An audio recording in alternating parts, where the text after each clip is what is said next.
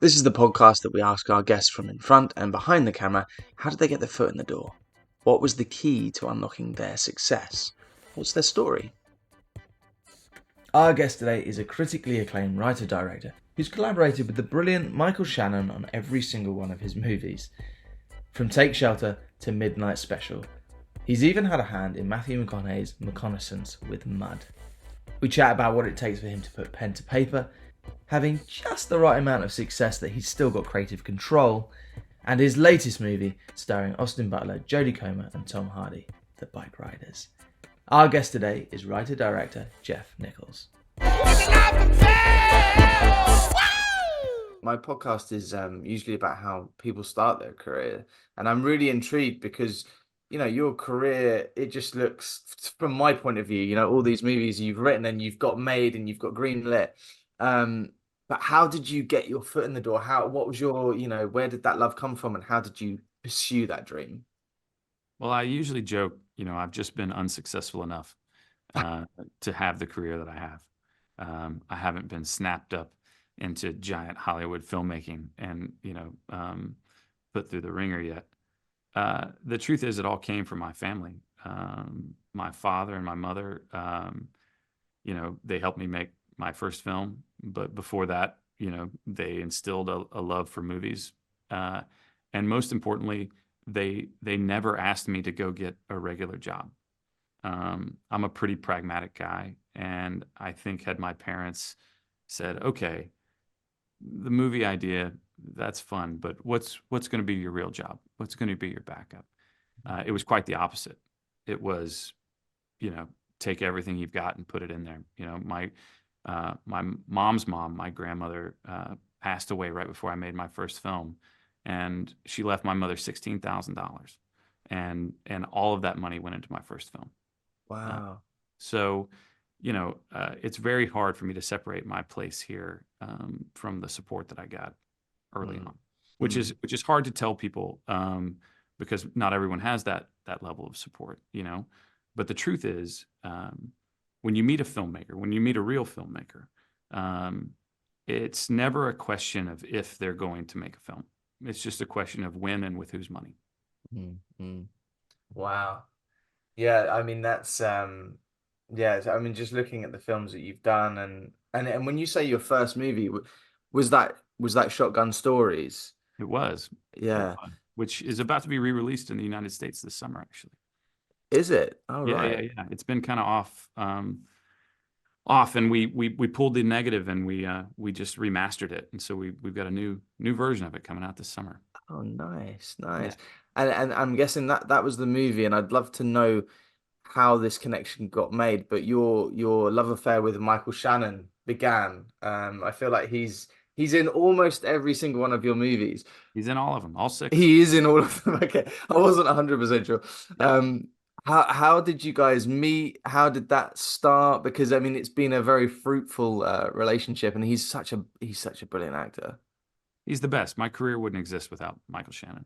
I learned how to direct by directing Michael Shannon. Mm. Um, I discovered him when I was in film school. A professor of mine had worked with him at the Sundance Labs, where they workshop, potential scripts, and young actors show up to kind of pair with these directors. And this professor, Gary Hawkins, came back to North Carolina School of the Arts, where I was in film school, and he wanted to show me his scenes, his workshop scenes, and he put a videotape in, and I was like, "Who's that?" He's like, "Well, that's Mike," and I pretty much made it a choice there that I would put him in every movie I ever made, and so far so good. He is he's more than just a collaborator at this point. Mike's like a brother to me. Mm. He's one of those guys that you could be watching a film from many, many years back, and you'll go, hang on a minute, is that Michael Shannon? Like he's been in everything, and he's such a chameleon that it's hard to sometimes to spot him, but yeah, he's an absolute legend. Groundhog Day. Yeah. Yeah. And in terms of your writing process, we have a lot of writers that listen to this podcast. I'm a writer myself. Great. Your process when it comes to, starting a new project and sitting down, putting pen to paper, or, typing it out on a laptop, how does that initial process start for you? Usually with note cards. I find, you bounce around to whatever works, anything that gets you, to the next step. But whenever I sit down with a page and an ink pen, I get a little flustered because if you make the first note about the first scene, then inevitably you want the next scene and the next scene, and you want it to be in some linear fashion. And my brain kind of short circuits when it comes to that. So I just start to put ideas down on note cards and I throw them on the floor, and then they start to naturally kind of find a beginning, middle, and an end. Then you start to place cards next to each other that you may not have put scenes there naturally. And so it kind of helps confuse the linear part of my brain, and it lets me stay in that kind of dreamy state. I'm sure if you're a writer, you carry these things around for a little while. And then at some point it feels like there's enough density to the idea that it comes out on these note cards.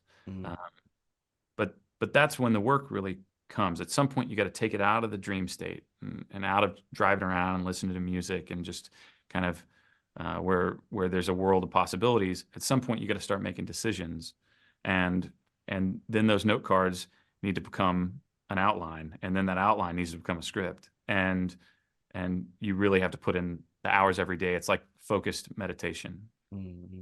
That's great. I'm gonna have to steal that, if you don't mind. Please do. give that one a go. Check out the Patreon at patreon.com/life and film, where you'll get episodes early and uncut, amongst other treats. And don't forget to follow us on Spotify and Apple Podcasts. If you enjoy this episode, please leave us a positive rating. Add us on Instagram, Twitter, TikTok at Life and Film Pod, and find our video episodes on YouTube by searching Elliot James Langridge Life and Film. Essentially, please like and subscribe everything. It makes a huge difference. Thank you. This podcast is sponsored by Betterhelp. Do you work in the film industry? Are you freelance? Or perhaps you have a 9-to-5? No matter what you do, mental health affects us all. I struggled early on in my career with the uncertainty of if and when I would ever work again, struggling to pay my bills, or simply with anxiety. Don't know about you, but being an actor, it's very important for me to maintain structure in the downtimes, and I found not only exercise, but talking to someone for me was a game changer. And so Life in Film has partnered with Betterhelp to provide you with access to the largest online therapy service in the world. And it can all be done from the comfort of your own home, from a phone, tablet or laptop. No commute, cutting down travel costs, and most importantly, it's affordable. With over 1,000 therapists in the UK, Betterhelp can provide access to mental health professionals with a wide variety of expertise in mental health. If you need someone to talk to and you're thinking of giving therapy a go, Betterhelp is a great option. And being a listener of the podcast, you get 10% off. That's 10% off your first month at betterhelp.com/lifeandfilm. That's betterhelp.com/lifeandfilm. And back to the show. The Bikeriders. You can't have those colors on in here.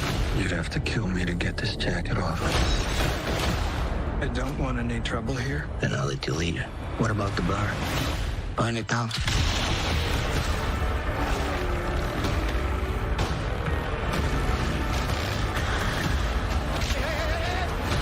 We gotta go. Nah, we don't. They're scared of us.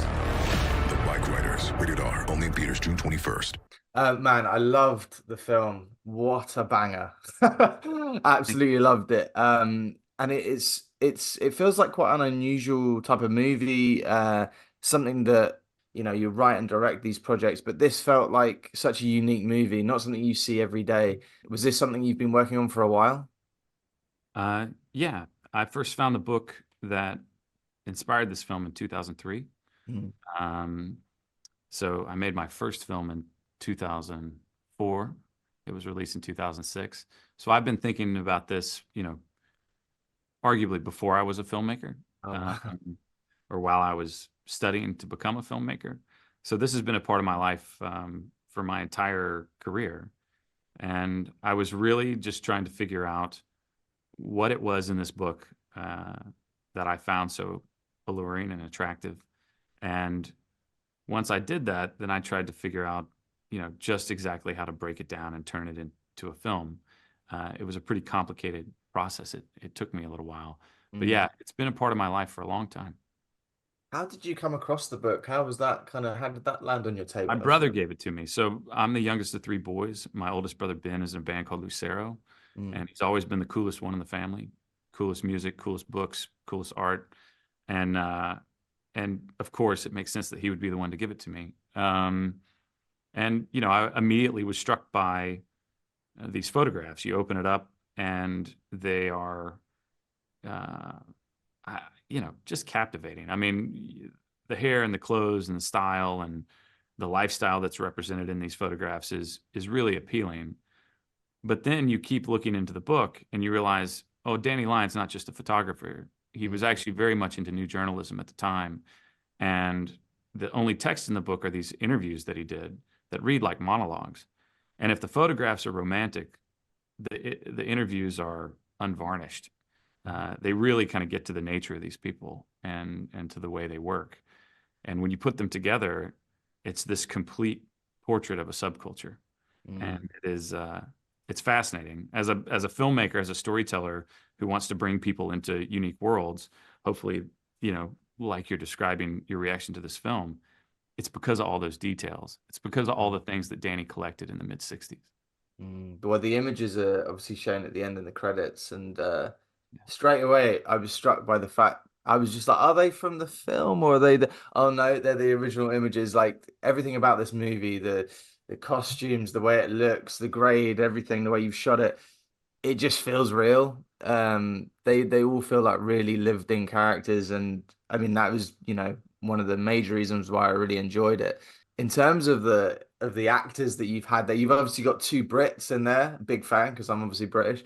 Mhm. How did the choice come about to cast obviously two very capable British actors, but still British? How did the casting come about with Jodie Comer and Tom Hardy? Well, if Tom Hardy says yes to be in your movie, you're just lucky, because he doesn't say yes a lot. Uh, as far as Jodie's concerned, I genuinely think she's one of the best actors working. Mm, Um, I had worked with two non-American actors on Loving, and I had seen the care and the attention and the work that they put into breaking down their voices. mm, Uh, because on that film, we had actual audio examples of the real people, mhm. and they spoke in very specific regional accents, regional dialects, things that don't necessarily even exist today in the United States. And I felt that way with all of the audio because I had the actual audio from the interviews that Danny Lyon did in the mid '60s. So I was able to deliver Jodie Comer probably about an hour of this real woman speaking. And the truth is, her accent's a little harsher than the one Jodie came up with, Oh but wow. it's almost identical.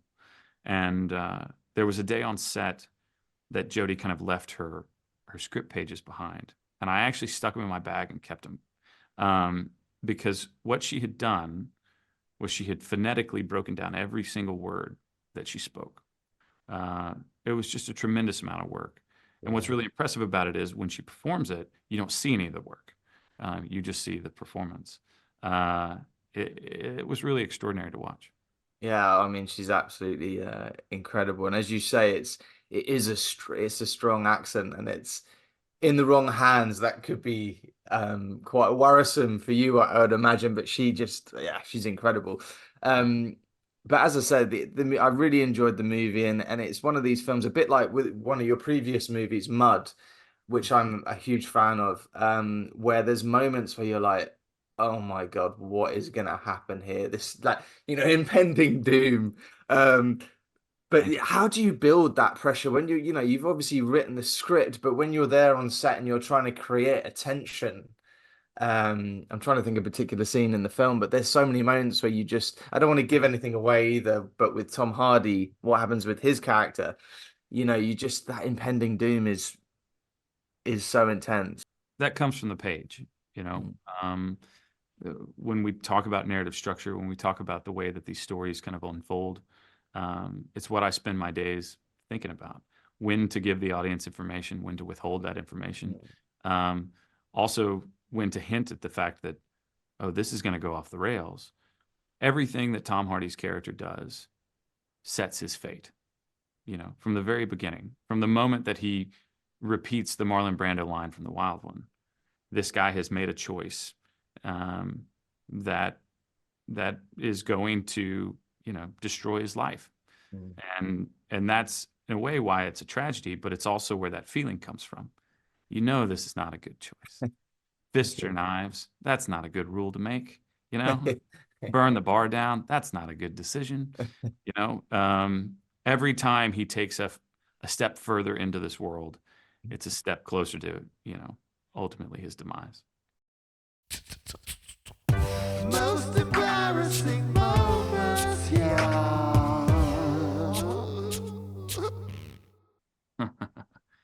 Hold on, I'm trying to find you a good one. I can tell you've got a few in there. I mean, I don't know about embarrassing for me. Well, for the Bikeriders, there was this one moment, and this isn't totally answering your question, but there's this shot at the end of the film where one of the characters, Cockroach, we kind of see what's happened to him, and he's become a motorcycle cop. And there's a scene with a young boy standing next to his police motorcycle. And it was the end of the day, and we're really rushed for time. I think we had about 15 minutes of sunlight left, and we had to get this shot before moving on to another scene.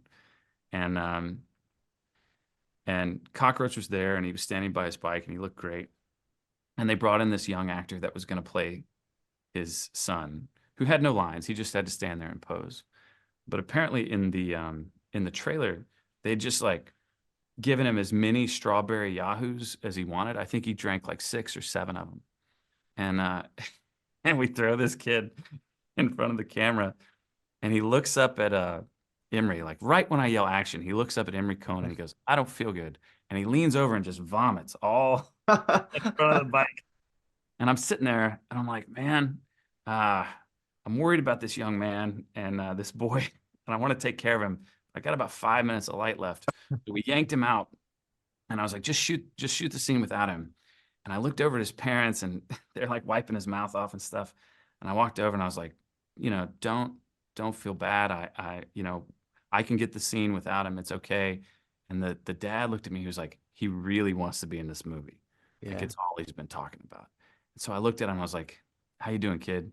He's like, "I can do it." And he walks over, and like he still had kind of some like strawberry vomit on his shirt, but he like ended up posing like this. And we got the shot with about 2 minutes of sunlight left, and it's in the movie. It made it in the movie. I love that. I'm gonna have to next time on watch it, I'm gonna have to look out for that. See if I can see there. How We did unwell not he feels. digitally erase it. Perfect. Thanks so much, Jeff, and all the best with the film. Really, genuinely loved it, and this is an honor. I'm a big fan. Thank you very much. Nice talking to you. Thank you to our guest, Jeff, and thank you to his team at DDA PR. As always, thank you to our sponsor, BetterHelp.